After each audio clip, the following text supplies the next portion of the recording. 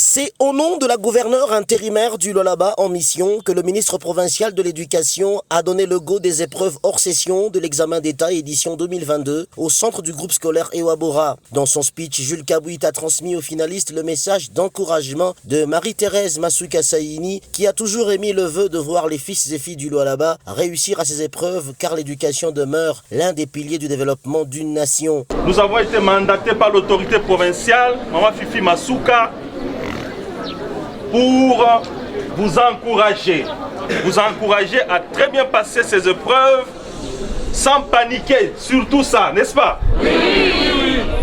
Ne soyez pas pressés.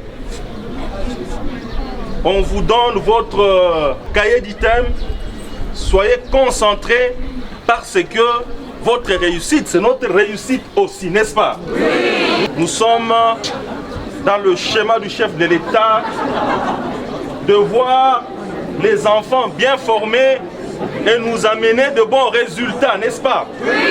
C'est ce qui justifie la présence des autorités venues de Kinshasa.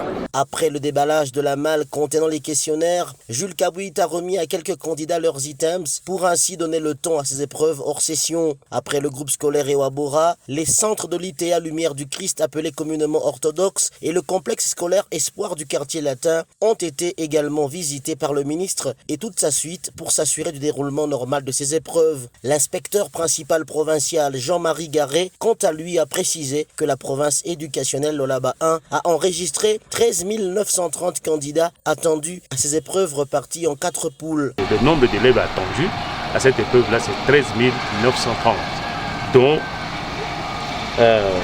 6 114 filles et 7 716 garçons. Alors il fallait préciser que il y a 2 cycles.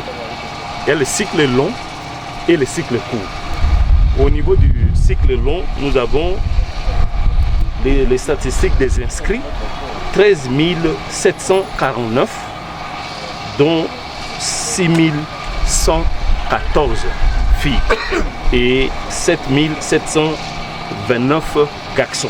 C'est dans une ambiance de convivialité que s'est refermée cette activité de lancement des épreuves hors session avec l'espoir d'obtenir des résultats satisfaisants.